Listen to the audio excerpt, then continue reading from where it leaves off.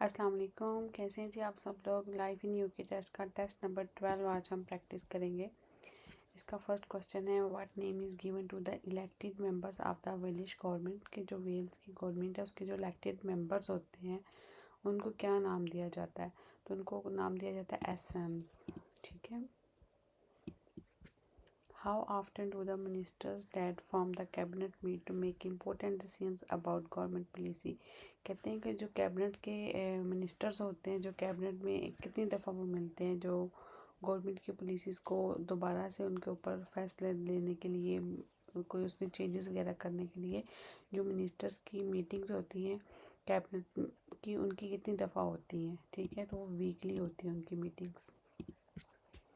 How many Welsh language channels are there in Wales. कहता है कि वेल्स में कितने वेलिश लैंग्वेज में चैनल हैं। तो एक ही है, 1। What is the nickname for the great bell of the clock at the house of parliament in the London. वो जो कह रहा है कि उसका निक नेम क्या है, जो ग्रेट बड़ा सा एक टावर है उसके ऊपर बेल लगी हुई है, पार्लियामेंट हाउस लंदन में है, उसका क्या निक नेम और क्या है। तो उसको बिग बेन भी कहा जाता है।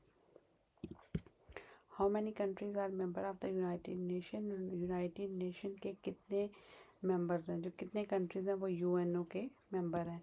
तो more than 190 countries. Which of the following statement is true. इन चारों में से कौन सी स्टेटमेंट ट्रू है। The police force is public service that helps and protects everyone. कि जो पुलिस फोर्स है वो लोगों के लिए काम करती है, उसका काम है दूसरों हर एक की हेल्प करना, उनको प्रोटेक्ट करना। What is the system by which the income tax is automatically taken from the employee's income by their employer and paid directly to HM Revenue and Customs HMRC। कहता है कि वो सिस्टम का क्या नाम है जिसमें जो आपकी इनकम के ऊपर टैक्स होता है ना, इनकम के ऊपर टैक्स वो ऑटोमेटिकली वो आपका जो एम्प्लॉय है उससे इनकम में से आपके वो काट लेते हैं जो एम्प्लॉयर है, और वो फिर डायरेक्ट पे कर देता है HMRC को। तो उसको कहा जाता है पे एज़ यू अर्न, पे का नाम दिया जाता है। ठीक है, ये 20% जो आपकी टैक्सेबल इनकम होती है उसका 20% होता है। How many British casualties were recorded during the first world war. कहते हैं कि फर्स्ट वर्ल्ड वार में कितने लोग मारे गए थे बरतानिया के। तो more than 2 million people. Why did Henry eight decided to divorce Catherine of Aragon. जो हेनरी एट था उसने कैथरीन ऑफ अरागॉन जिसकी पहली बीवी थी उसको क्यों डिवोर्स करना चाह रहा था। She was too old to give him another child. वो इतनी मतलब ओल्ड हो चुकी थी कि वो उसको एक और जो है औलाद नहीं दे सकती थी। How many local authorities are there in the London. London में लोकल अथॉरिटीज़ कितनी हैं, 33। When did British combat troops leave Iraq। कहते हैं कि बरतानिया के जो जंग करने वाले ट्रूप्स, जो फौजी भेजे थे, सिपाही भेजे थे इराक में, उन्होंने इराक कब जो है ना छोड़ा था या हाल ही किया था, 2009 में। Where is the parliament of the UK. UK की पार्लियामेंट कहाँ है, in Westminster. Which of the following is a criminal offence. इनमें से कौन सा जो है वो क्रिमिनल ऑफेंस है। सेलिंग टोबैको, जो सामान अंडर द एज ऑफ 18, किसी ऐसे बंदे को टोबैको बेचना जिसकी उम्र 18 साल से कम हो, ये क्रिमिनल ऑफेंस में आता है। Who use the system of land ownership known as feudalism. Feudalism का मतलब है जागीरदाराना निज़ाम।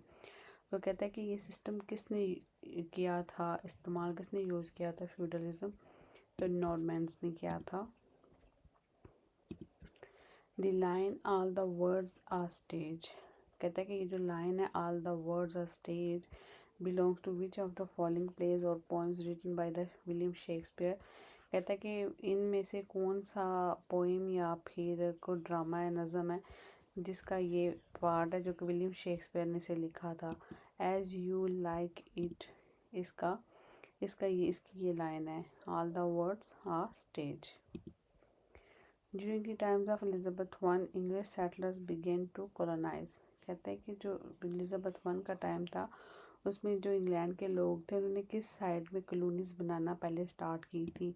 The eastern coast of the America.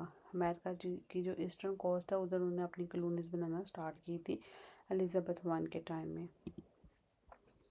In which city is the Welsh government building also known as Senedd located.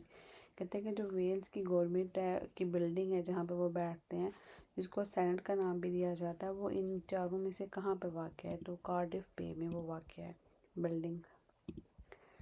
What architectural style became popular in 19th century? कहता है कि 19वीं सदी में कौन सा आर्किटेक्चरल स्टाइल जो मशहूर हुआ था? Medieval Gothic. Which of the following gardens is not located in the London? इनमें से कौन सा जो गार्डन है वो लंदन में नहीं है? Mount Stewart. Which two families started a civil war to decide who should be king of England in 1455? कहते हैं कि इनमें से कौन से दो हाउस है जिनकी आपस में सिविल वार हुई थी, जंग हुई थी कि डिसाइड करने के लिए कि किंग कौन बनेगा? House of Lancaster, house of York. Who was in charge of the British fleet at the Battle of Trafalgar? कहते हैं कि बैटल ऑफ ट्राफेलगर में जो बरतानिया की फ्लीट थी उसका चार्ज किसके पास था? एडमिरल नेल्सन के पास। Which court deals with serious criminal offences in Northern Ireland? Northern Ireland में जो सीरियस क्राइम होते हैं उनको कौन सी अदालत डील करती है या किस अदालत में सुने जाते हैं? द क्राउन कोर्ट में। विच political party does the speaker represent? कहते हैं कि जो स्पीकर है वो कौन सी सियासी पार्टी को रिप्रेजेंट करता है? तो स्पीकर जो होता है वो किसी भी पार्टी को रिप्रेजेंट नहीं करता, बेशक वो एमपी है किसी भी पार्टी की तरफ से, लेकिन जब वो स्पीकर है तो वो वहाँ पे न्यूट्रल होगा। When was the Scottish parliament formed? जो स्कॉटलैंड की पार्लियामेंट है वो कब बनी थी? 1999 में। ठीक है जी, तो ये था हमारा lesson number test number 12। Hopes आपको समझ आ गया। आगे तो लाइक कर दें और चैनल को सब्सक्राइब कर दें, बेल आइकन को हिट कर दें। मिलते हैं नेक्स्ट वीडियो में, तब तक अल्लाह हाफिज़।